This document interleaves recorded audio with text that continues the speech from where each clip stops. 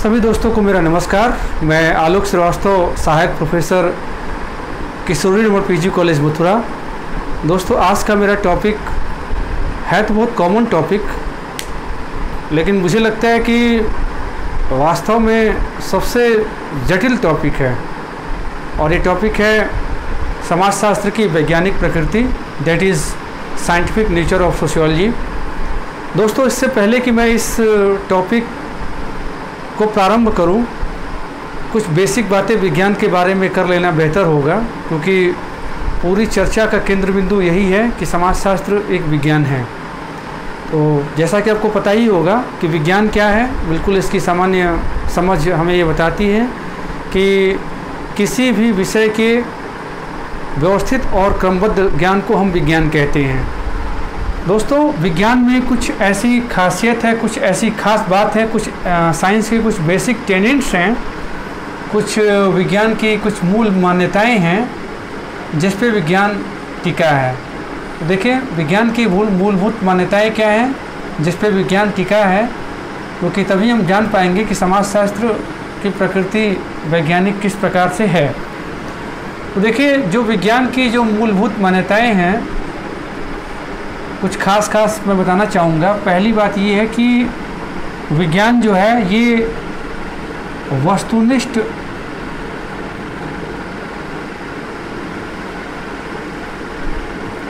विश्लेषण पर आधारित होता है।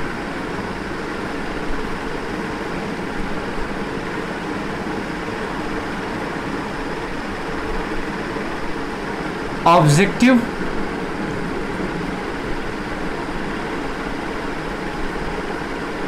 एनालिसिस पर आधारित होता है। इसका मतलब क्या है कि वस्तुनिष्ठ विश्लेषण पर आधारित है। इसका बिल्कुल सामान्य मतलब आप जान लें। दो चीज़ें हैं, एक होता है तथ्य, दैट इज फैक्ट, और एक है वैल्यू, इसे आप मूल्य कहें।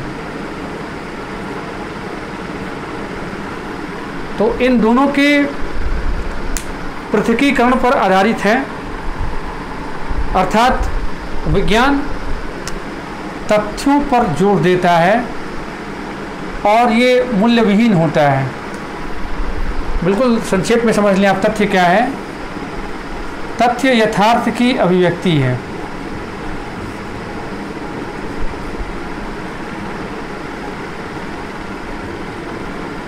तथ्य क्या है?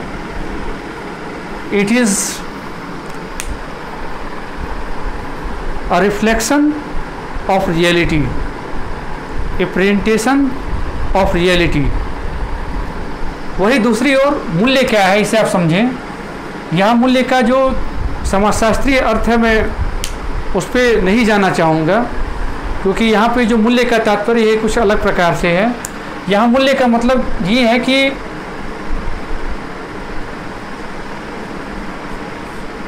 रुचि की प्राथमिकता, प्रेफरेंस ऑफ चॉइस।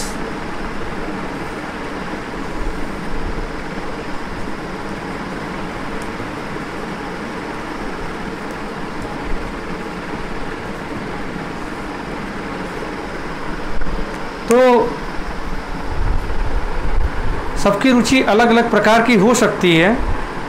तो यदि हम इन चीज़ों पर ध्यान देंगे तो वस्तुनिष्ठ विश्लेषण कभी नहीं कर पाएंगे। अतः विज्ञान का ये मानना है कि हमें मूल्य रहित और तथ्यों पर आधारित विश्लेषण करना है। इसी को एक लाइन में आप कहेंगे कि वस्तुनिष्ठ विश्लेषण पर आधारित है। दूसरी जो सबसे बड़ी बात है विज्ञान के बारे में, विज्ञान कारण और परिणाम की बात करता है। अर्थात यदि आपको कोई कारण दिखाई देता है तो उस कारण का आपको कुछ न कुछ परिणाम दिखाई देगा। इसी प्रकार से आपको यदि कोई कारण दिखाई देता है तो उसका परिणाम भी निश्चित रूप से आपको दिखाई देगा। और इसी पर विज्ञान टिका हुआ है। अगली बात, विज्ञान का ये मानना है कि किसी भी घटना का विश्लेषण करते वक्त हम इस स्थिति में होते हैं कि हम भविष्यवाणी कर पाएँ।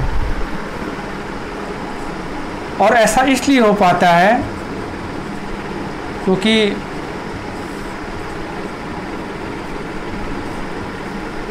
इसकी अगली विशेषता जो है कुछ इस प्रकार की है जो इसे इस लायक बनाती है, और वो है विश्वसनीयता।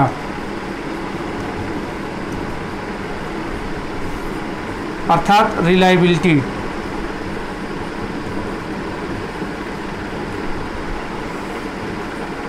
एक निश्चित कंडीशन में, एक निश्चित परिस्थिति में जो पदार्थों का व्यवहार होता है वो हमेशा एक निश्चित पैटर्न को फॉलो करता है। इसी पर विज्ञान टिका हुआ है। और यदि आपको एक निश्चित परिस्थिति में, समान परिस्थिति में समान पैटर्न देखने को मिलता है तो आप उस स्थिति में होते हैं कि आप भविष्यवाणी कर पाएंगे। मैं एक छोटा सा एग्जांपल लूँ। यदि आप पानी को लें, वाटर को आप लें, तो वाटर को 0 डिग्री सेंटीग्रेड पे लाने पे वो आइस में कन्वर्ट हो जाएगा। और वाटर जो है, पानी जो है, हमेशा 100 डिग्री सेल्सियस पे उबलता है। ये इसका बॉइलिंग पॉइंट होगा।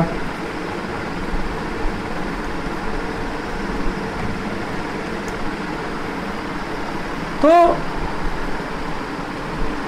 आप देख रहे हैं कि समान परिस्थिति होगी तो निश्चित रूप से एक ही पैटर्न फॉलो होगा। आपको इस एग्जाम्पल से स्पष्ट हो गया होगा। तो विज्ञान का कहना ये है कि विश्वसनीयता होती है। अगली जो बात है, विज्ञान में वैधता होती है, वैलिडिटी होती है। फ्रेंड्स, ये बड़ा इंपॉर्टेंट क्वेश्चन है एग्जाम के पॉइंट ऑफ व्यू से। अक्सर इंटरव्यू में पूछ दिया जाता है कि what is the difference between reliability and validity. विश्वसनीयता और वैधता में क्या अंतर है? देखिए, वैधता का मतलब ये है कि जो भी आंकड़े रिसर्च करने के लिए लिए गए हैं, वो जो रिसर्च के ऑब्जेक्टिव हैं उससे वो कंपैटिबल हैं, अर्थात उससे वो सुसंगत हैं। अर्थात आपने वही आंकड़े इकट्ठे किए हैं जो आपके लक्ष्यों के अनुरूप हैं, तब आप इसे कहेंगे कि इसमें वैधता है। वही दूसरी ओर रिलायबिलिटी का मतलब ये है कि समान परिस्थिति में यदि आप बारंबार एक ही प्रयोग करते हैं तो आपको परिणाम हमेशा एक ही मिलता है। ये विश्वसनीयता का मुद्दा है। खैर, तो इसके बाद जो अगली बात है विज्ञान के विषय में, वो ये है कि विज्ञान जो है, छठा पॉइंट, वो प्रत्यक्ष अवलोकन पर टिका है।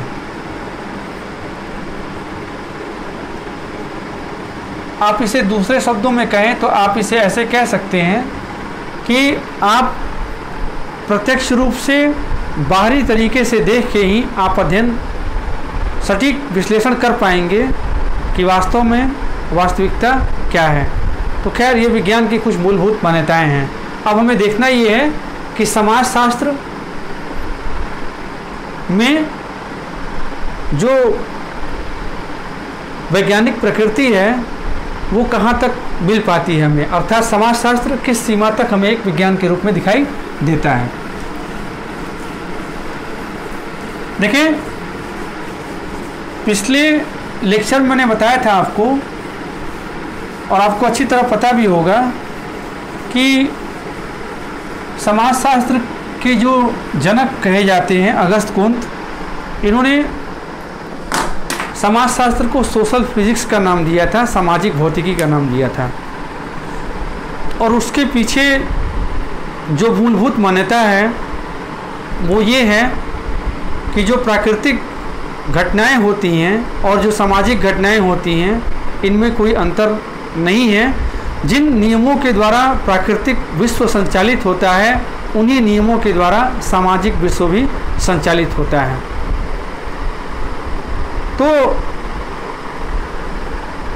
मैं कहना ये चाहूँगा, और इसी के लिए आपको पता होगा, पिछली क्लास में मैंने बताया था आपको कि प्रत्यक्षवाद की अवधारणा विकसित की गई थी। अगस्त कुंत के द्वारा। तो यदि हम प्रत्यक्षवाद को समझ लें तो हम समझ पाएंगे कि वास्तव में समाजशास्त्र की प्रकृति वैज्ञानिक है। देखिए संक्षेप में मैं आपको बता दूं,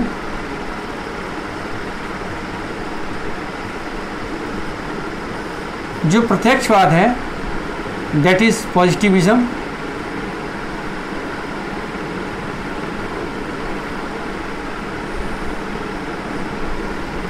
इसका कहना ये है, सबसे पहले तो आप ये जान लें बिल्कुल संक्षेप में कि प्रत्यक्षवाद क्या है। प्रत्यक्षवाद का तात्पर्य अध्ययन की उन्हीं विधियों को अपनाने से है जिन विधियों को प्राकृतिक विज्ञानों ने अपनाया था।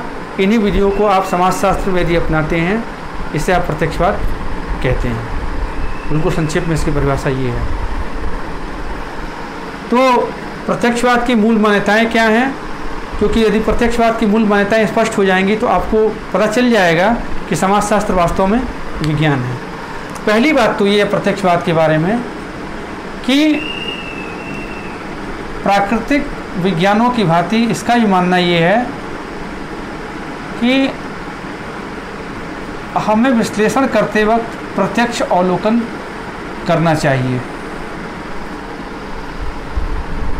क्योंकि जो चीज़ें हमें प्रत्यक्ष रूप से दिखाई देती हैं हम उसी का वैज्ञानिक विश्लेषण कर पाएंगे। मेरी बातों पर आप लोग ध्यान देना, वैज्ञानिक विश्लेषण कर पाएंगे।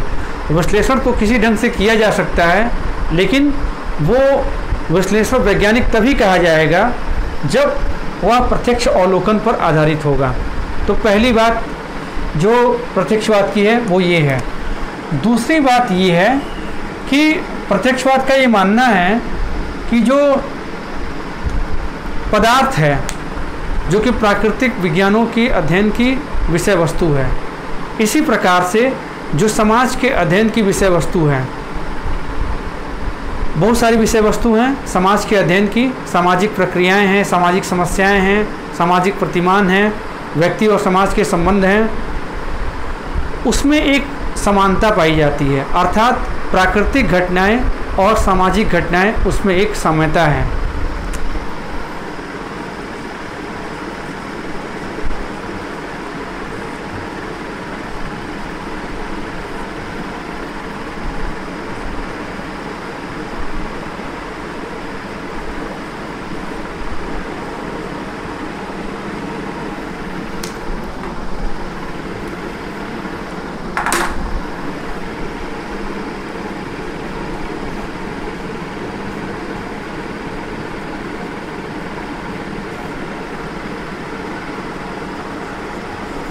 अगली बात,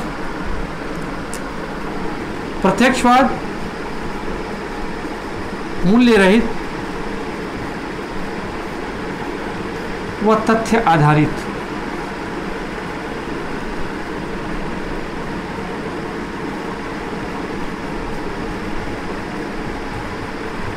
विश्लेषण की बात करता है। इसके अतिरिक्त यह कारण और परिणाम की बात करता है।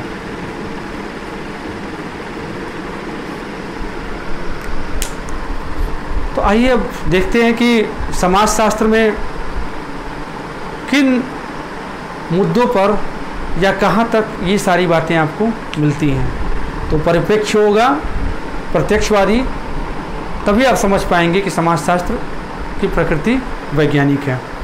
देखिए ऐसा किस प्रकार से होता है।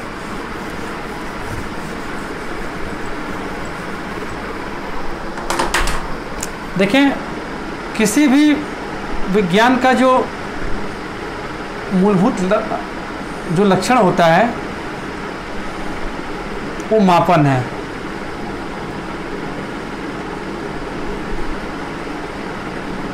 That is measurement. जब तक आप मापन नहीं कर पाएंगे तब तक आप वस्तुनिष्ठ विश्लेषण नहीं कर पाएंगे। तो वस्तुनिष्ठता को प्राप्त करने का एकमात्र माध्यम ये है कि आप मापन करने में यदि सक्षम हैं तब तो आप वस्तुनिष्ठ विश्लेषण कर पाएंगे, अन्यथा आप नहीं कर पाएंगे। एक छोटा सा एग्जाम्पल लेते हैं। देखें, जैसे प्राकृतिक विज्ञानों में क्या होता है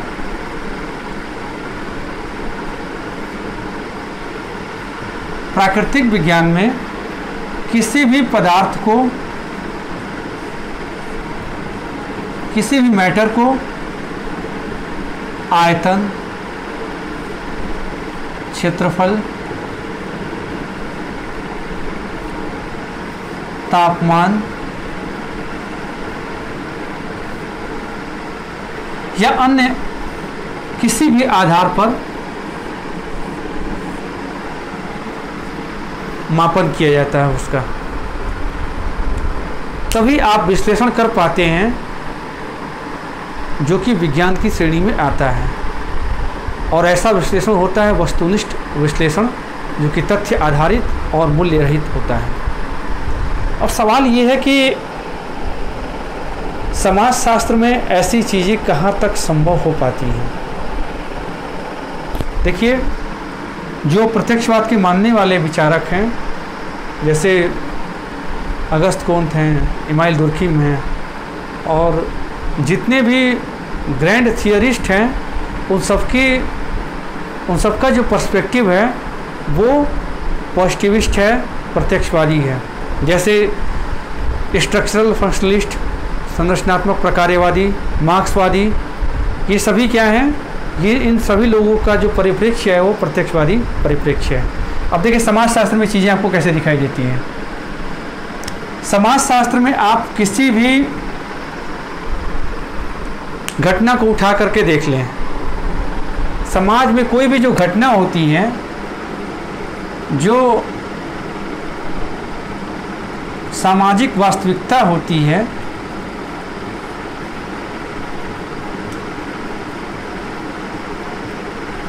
इसके जितने सारे एस्पेक्ट हैं, उन सारे एस्पेक्ट को, उन सारे पक्षों को आप उसका मापन कर पाने में संभव है। इसके चाहे जो भी पक्ष हो, पक्ष 1, पक्ष 2, पक्ष 3 या जो भी है। मैं एक छोटा सा एग्जांपल बताता हूँ आपको। क्या कभी आप खुशी का मापन कर सकते हैं? Can you measure happiness? आप सोचेंगे कि बड़ा अजीब सवाल है। भाई, खुशी तो आप प्रकट कर सकते हैं, खुशी को आप महसूस कर सकते हैं, खुशी को माप कैसे सकते हैं? तो मैं आपको बता दूं कि खुशी का भी मापन किया जाता है। आपको पता होगा, जो प्रसन्नता सूचकांक बनाया गया है, दैट इज़ हैप्पीनेस इंडेक्स,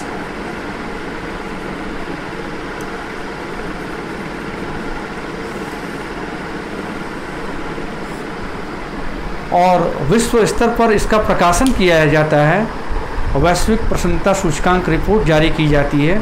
आखिर ये संभव कैसे हो पाता है?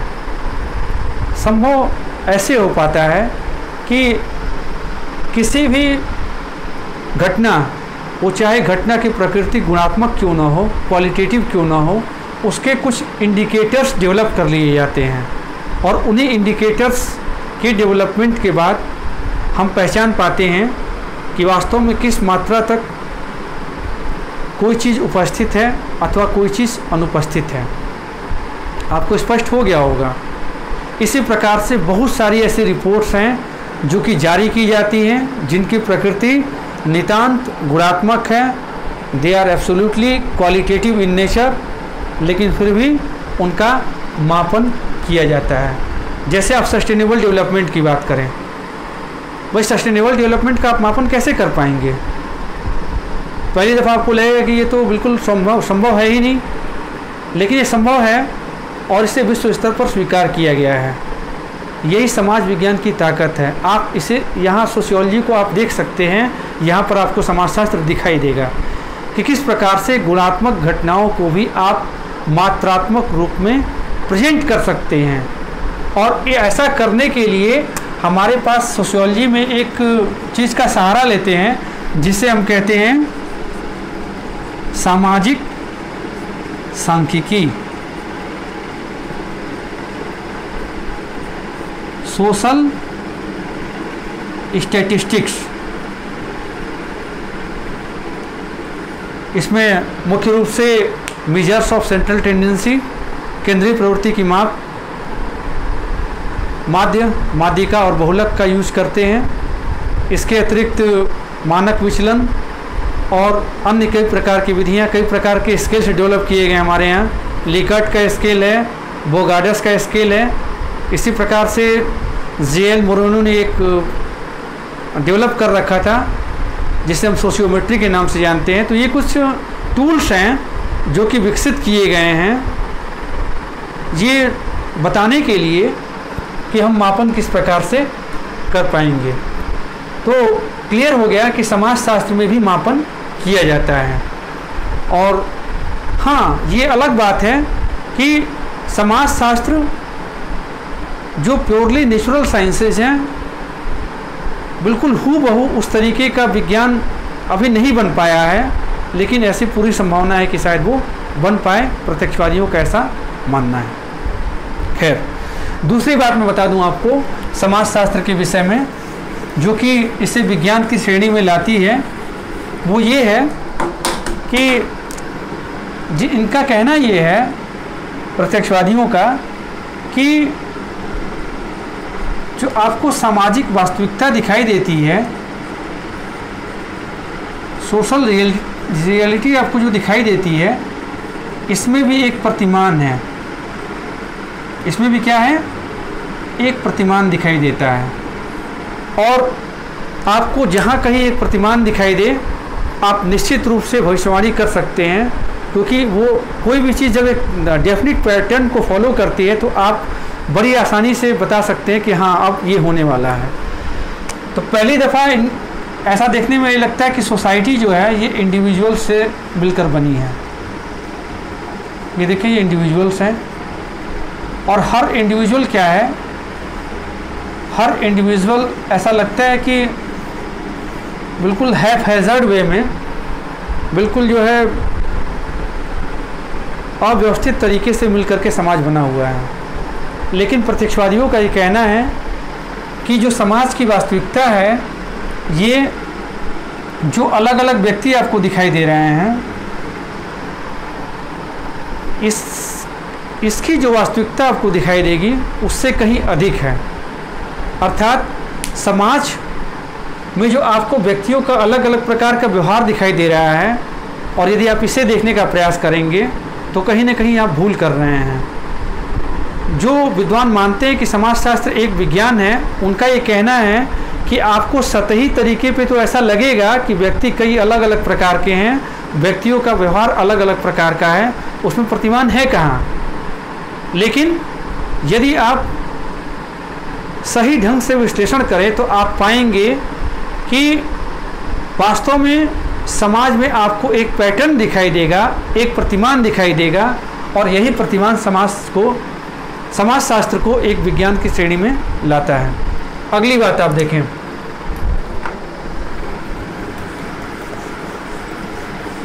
जिस प्रकार से प्राकृतिक विज्ञान में कोई पदार्थ है, मान लें,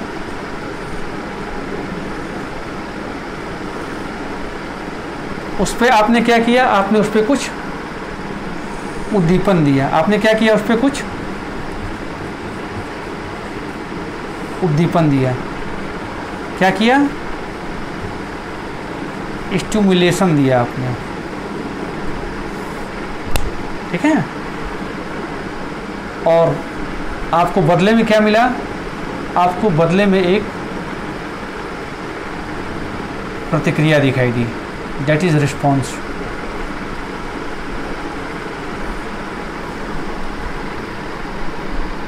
तो यहाँ प्राकृतिक विज्ञानों में ये चीज़ स्पष्ट है कि आप जब कोई स्टिमुलस देते हैं एक निश्चित प्रकार का, मान लें आपने पहले एक अलग प्रकार का स्टिमुलस दिया, आपको एक निश्चित प्रकार का रिस्पॉन्स मिलेगा।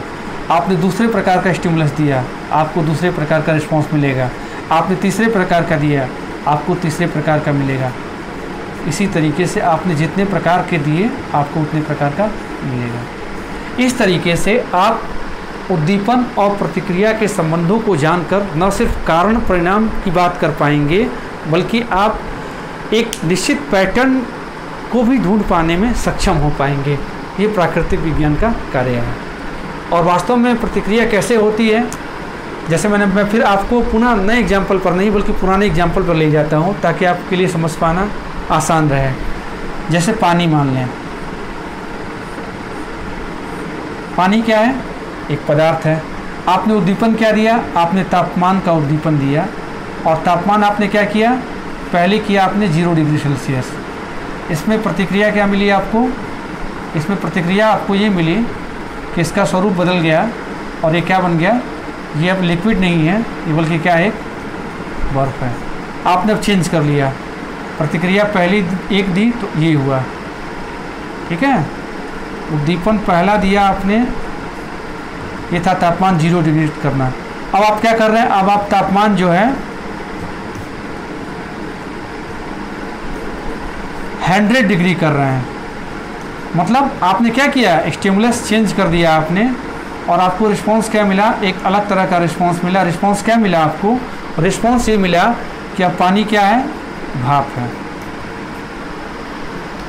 ठीक है। तो ये चीज़ें काम करती है, अर्थात पदार्थ का व्यवहार जो है, ये जो सराउंडिंग्स है उसकी, उससे कहीं ना कहीं प्रेरित है उसका व्यवहार। इसी प्रकार से समाजशास्त्रियों का ये कहना था, जिनका ये मानना है कि समाजशास्त्र एक विज्ञान है, अर्थात प्रत्यक्षवादी, उनका कहना ये था कि जो मानव व्यवहार होता है, ये मानव व्यवहार भी जो समाज है उसी से प्रेरित है। जिस प्रकार का उद्दीपन समाज देता है उस प्रकार की प्रतिक्रिया आपको व्यक्तियों के द्वारा दिखाई देती है, और आप इस आधार पे मानव व्यवहार का सटीक विश्लेषण कर पाएंगे, एक निश्चित प्रतिमान को आप ढूंढ पाएंगे। ज़रा मैं इसके डिटेल में आपको कुछ बातें बता दूं।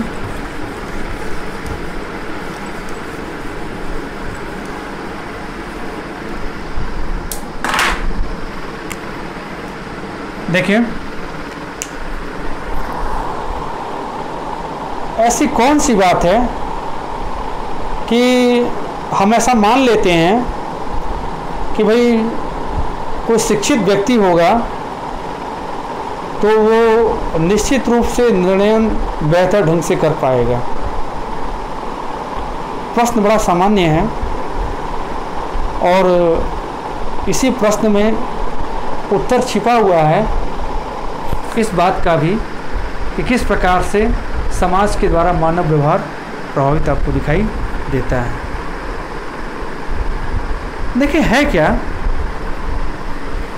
इस प्रश्न का उत्तर आप इस प्रकार से दे सकते हैं कि ऐसा माना जाता है, समाज में ऐसी वास्तविकता है, इस बात का अस्तित्व है कि एक जो शिक्षित व्यक्ति है वो निर्णय बेहतर ढंग से कर पाएगा। तो ये समाज के द्वारा बनाई गई, समाज के द्वारा बताई गई एक चीज़ है, और यदि वो व्यक्ति ऐसा है तो मूल्यों, मानकों, मानदंडों, इन सब चीज़ों को मानेगा, और इसलिए वो एक सही तरीके से डिसीजन ले पाएगा, ऐसा माना जाता है। एक छोटी सी बात मैं बताऊँ आपको, एग्जाम्पल लेके यहाँ मैं बात करना चाहूँगा दुर्खिम की। आप समाज की जगह पर यूज करें सामाजिक तथ्य का।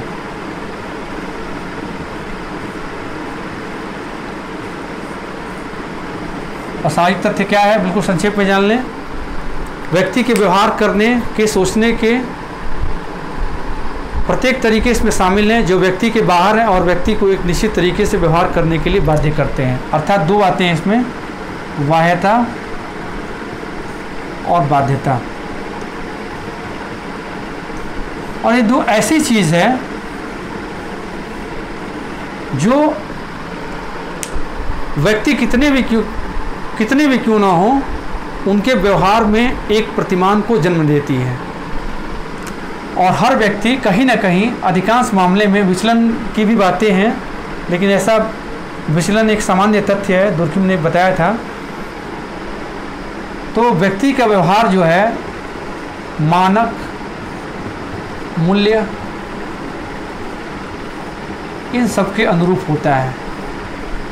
इसका मतलब ये है कि जिस प्रकार से हम पदार्थ के बाहर के वातावरण को देख कर के अध्ययन कर पाते हैं, सटीक विश्लेषण कर पाते हैं, उसी प्रकार से हम मानव व्यवहार में प्रतिमान को ढूंढ पाएंगे यदि हम मानव समाज के का जो परिवेश है, उसका जो वहाँ के मानक है, मूल्य है, संस्कृति है, इन चीज़ों को जान लें तो हम समझ पाएंगे कि व्यक्ति के व्यवहार में एक निश्चित प्रतिमान पाया जाता है। और इस प्रकार से समाजशास्त्र आपको एक विज्ञान की श्रेणी में आपको दिखाई देगा। इसके अतिरिक्त जो सबसे बड़ी बात है समाजशास्त्र को एक विज्ञान की श्रेणी में वो लाती है, और मेरा मानना ये है कि ये ऐसी बात है जो कि जिस मात्रा में प्राकृतिक विज्ञानों में भी शायद वैज्ञानिकता का उतना गुण ना हो, उससे अधिक इस एक बात जो मैं आपको बताने जा रहा हूँ उसकी वजह से उसमें हो सकती है। जैसे आप देखें,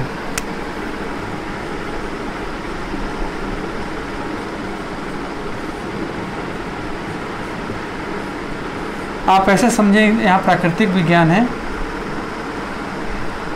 और यहाँ समाजशास्त्र है। यहाँ पर जो भी नेचुरल साइंटिस्ट है, प्राकृतिक विज्ञानी है, वो किसी ऑब्जेक्ट को देखता है, ठीक है। वो क्या करता है? ऑब्जर्व करता है, अवलोकन करता है और उसके आधार पे एनालिसिस करता है। लेकिन समाजशास्त्र में एक अच्छी बात ये है कि जो सोशियोलॉजिस्ट होते हैं उनके पास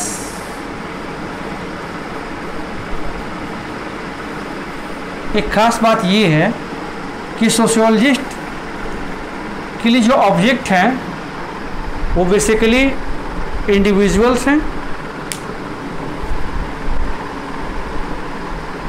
या सोसाइटी के अलग अलग जो पैटर्न्स हैं, इंस्टीट्यूशंस हैं, उसे ऑब्जर्व करता है। लेकिन यहाँ पे एक खास बात ये दिखाई देती है कि जो नेचुरल साइंस का जो ऑब्जेक्ट है ये अपना रिएक्शन कभी इधर नहीं देता। So this is a one way, ये एक तरफा बात है, इसके द्वारा कोई प्रतिक्रिया नहीं देखने को आपको मिलती। तो कहीं ना कहीं जो आपका ऑब्जर्वेशन है और जो रियलिटी है वहाँ थोड़ा बहुत गैप हो सकता है, क्योंकि इसमें सिर्फ नेचुरल साइंटिस्ट जो है उसकी अंडरस्टैंडिंग शामिल है। लेकिन इसके ठीक विपरीत हमारे पास चीज़ों को काउंटर चेक करने का मतलब का एक सुनहरा अवसर है। एक समाजशास्त्री है जो कि एनालिसिस करता है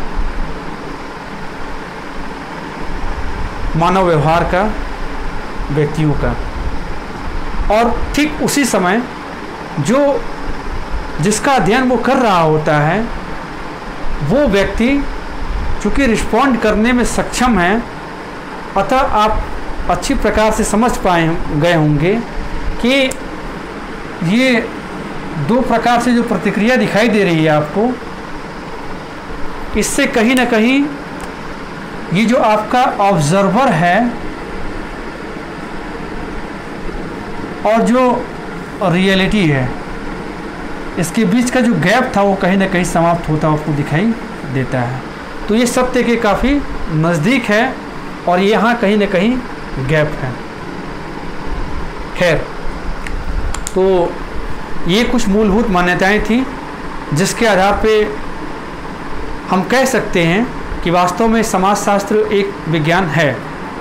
और अगला जो मेरा टॉपिक होगा वो ठीक इस बात की खिलाफत करता हुआ होगा, जो आपको ये बताएगा कि समाजशास्त्र वास्तव में विज्ञान बन ही नहीं सकता, क्योंकि उसमें कुछ ऐसी बातें हैं। तो कौन सी बातें हैं उसमें ऐसी जो कि समाजशास्त्र को विज्ञान की श्रेणी में लाने में बाधाएं उत्पन्न करती हैं, इसके लिए आप देखते रहें और सुनते रहें मेरा लेक्चर। अगले लेक्चर में इसके बारे में चर्चा करूँगा। यदि आपको मेरा लेक्चर अच्छा लगता है तो प्लीज़ अपने कमेंट के माध्यम से मुझे सूचित करें। और मेरा YouTube चैनल है, उसका नाम है सोशियोलॉजी विद आलोक श्रीवास्तव। आप इसे प्लीज़ सब्सक्राइब कर लें यदि आपको अच्छा लगता है तो। आज के लिए इतना ही। Take care, good night.